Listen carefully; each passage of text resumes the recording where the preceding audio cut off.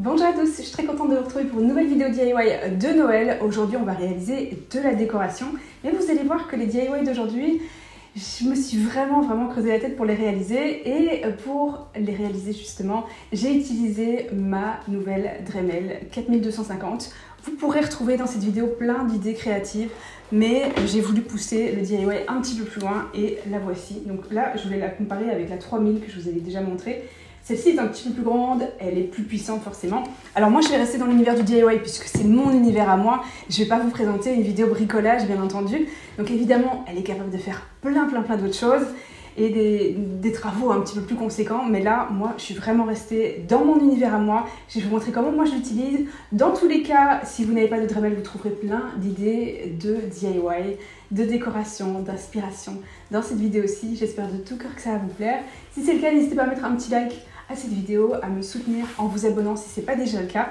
Et surtout, je voulais préciser en story Instagram, je vais poster de manière un petit peu plus, je ne vais pas dire aléatoire, mais à des jours en fait aléatoires. Donc là, ça dépendra des vidéos qui sont prêtes et voilà, quand je serai des fois un petit peu plus disponible, un petit peu plus inspirée, quand j'aurai envie de vous présenter du contenu. Donc n'hésitez surtout pas à activer la petite cloche pour activer les notifications. Comme ça, vous serez averti dès que je sors une vidéo. Je pense que c'est encore la méthode la plus simple pour manquer aucune de mes vidéos. En tout cas, merci à Dremel d'avoir sponsorisé cette vidéo et je vous laisse tout de suite avec les DIY. C'est parti!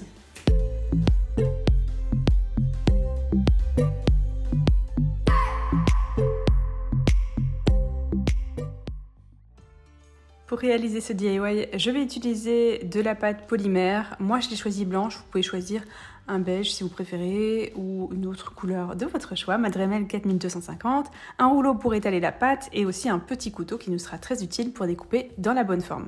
Je vais prendre un gros morceau quand même de pâte polymère. Je vais le chauffer dans ma main. Bon, j'ai pris un gros morceau donc c'est un petit peu long pour la chauffer. Si vous n'avez pas de petites feuilles dorées, ne vous inquiétez pas. Alors déjà, les miennes m'ont coûté même pas 1 € les 6, donc c'est vraiment un gros lot, hein, 6. Et j'ai payé ça même pas 1 € chez Action. Si vous n'en avez pas utilisé soit de la peinture, soit rien du tout en fait. C'est vraiment une partie qui est optionnelle. Je vais étaler ma pâte avec mon rouleau pour faire une couche plutôt fine et surtout qu'elle soit bien régulière. Sur une feuille de papier, je vais dessiner un quart de cercle avec mon compas que je vais découper. Ça va nous aider à créer une forme de sapin. Comme je vais en faire deux de deux tailles différentes, j'en fais également un qui est un peu plus grand.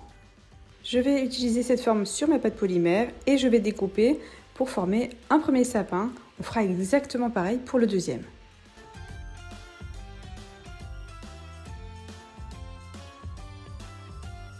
Je vais soigneusement prendre ma pâte et relier en fait les deux parties.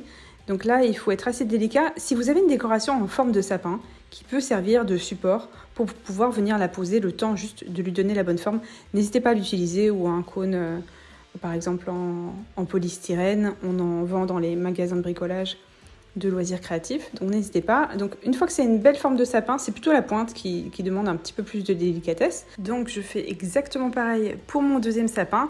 Ensuite, tout sera prêt à passer au four.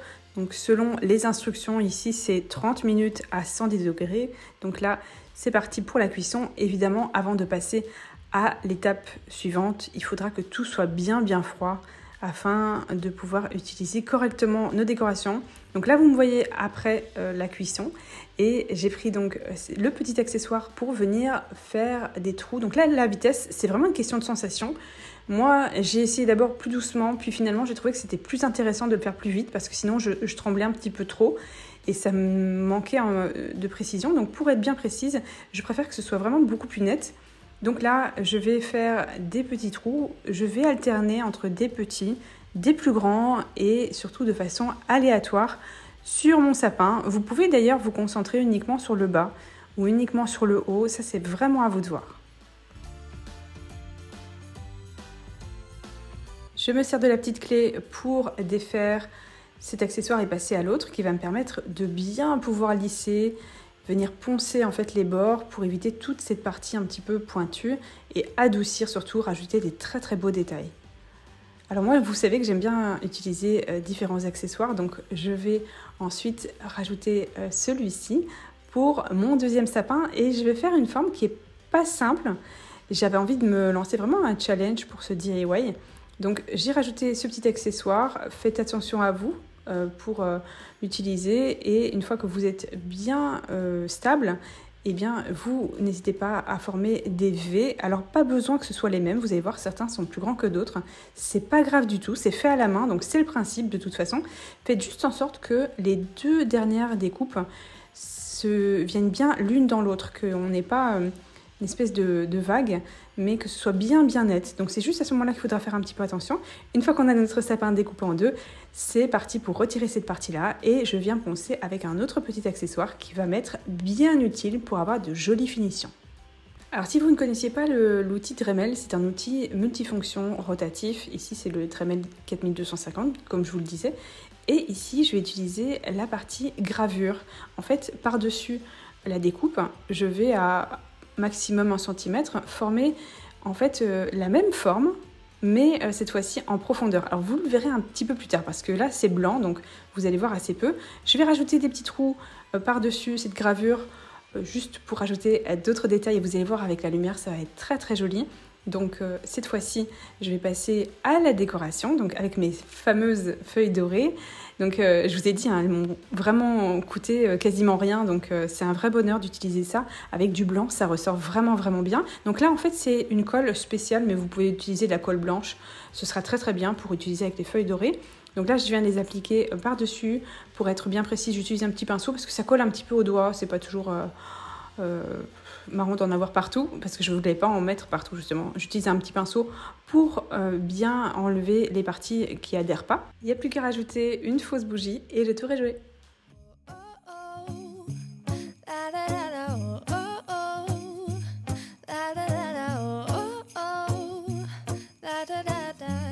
Making our Christmas memories. I've been working so much lately. Pour le DIY numéro 2, je suis clairement sortie de ma zone de confort puisque j'ai utilisé du bois. Alors j'aurais pu l'utiliser un petit peu moins épais, je pense que j'aurais un peu moins galéré.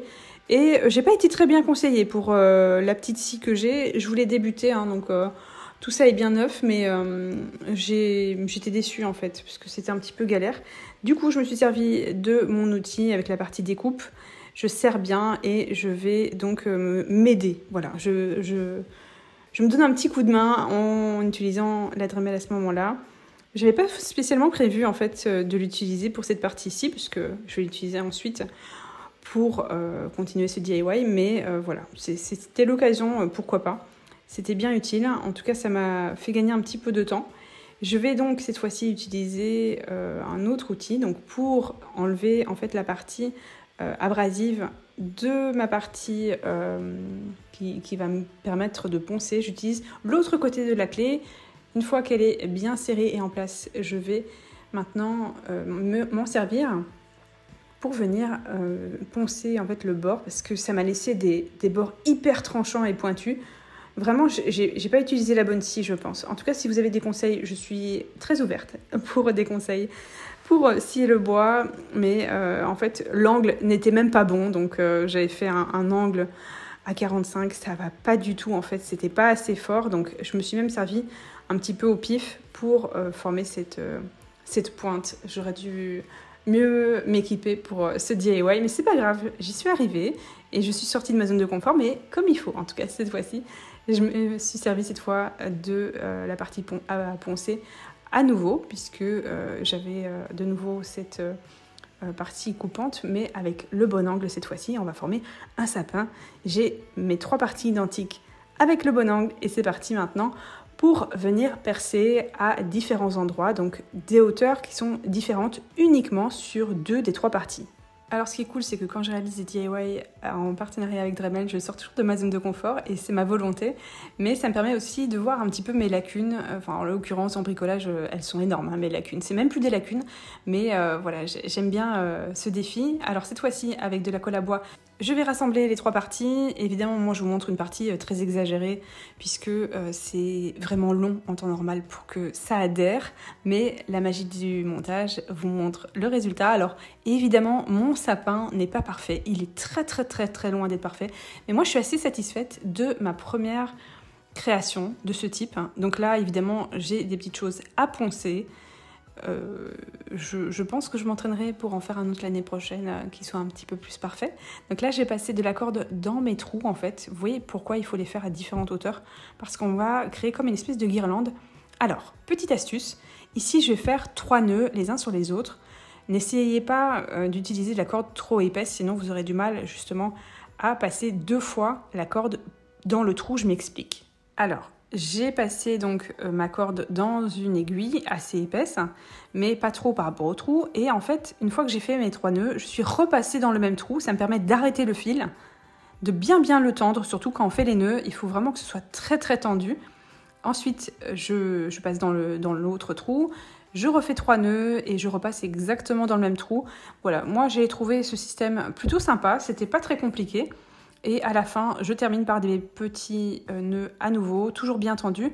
N'hésitez pas à mettre un petit point de colle, en fait, de la colle forte, sur chaque nœud, en fait, pour être sûr que ça tienne bien. Ici, petit accessoire optionnel, vous pouvez le laisser et garder un côté un petit peu scandinave, ou rajouter une petite étoile au-dessus, c'est comme vous voulez. Sur les cordes, j'ai rajouté des petits stickers parce que je voulais quelque chose de très simple. Vous pouvez rajouter des petites boules tant qu'elles sont très légères. Et le tour est joué, je vais rajouter une boule dans l'étoile et voilà.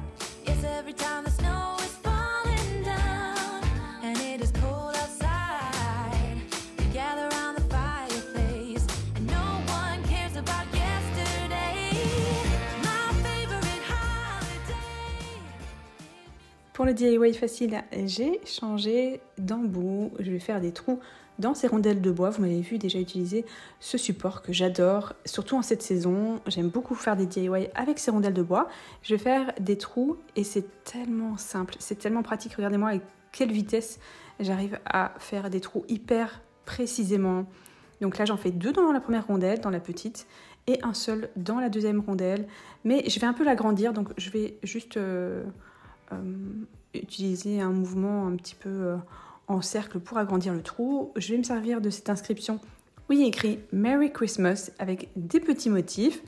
Je pose ça sur ma rondelle de bois. Vous pouvez d'ailleurs peindre cette partie-là, coller des petites inscriptions, tout ce qui vous fera plaisir. Sur le deuxième d'ailleurs, un exemple qui n'a rien à voir avec cette petite figurine en feutrine. Alors j'espère que ces idées vous inspirent parce que j'essaie toujours de trouver des astuces, des idées où vous pouvez vraiment utiliser ce que vous avez chez vous. Ici par exemple j'utilise un petit morceau de lin pour faire un petit nœud et aussi accrocher un petit morceau de corde. Je vais cacher le nœud en fait avec l'autre joli nœud cette fois-ci et voilà, on reste vraiment dans des couleurs très nature, très neutres que j'aime énormément. Pour le deuxième c'est très simple, j'ai enfilé mon aiguille parce que les trous de mes perles étaient trop petits. Donc là, j'ai mis une grosse perle, ensuite une plus petite. En dessous, j'ai fait exactement l'inverse. Vous pouvez rajouter d'autres décorations si vous le souhaitez. Et en fait, après avoir fait des nœuds, puisqu'il faut faire des nœuds en dessous évidemment, pour que les perles restent en place, en fait, je vais juste défaire les brins de ma corde pour avoir des plus jolies finitions.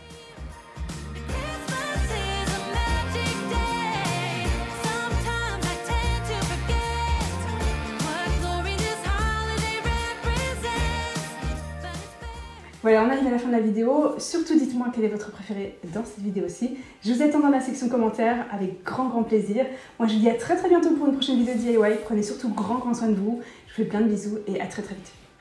Bye!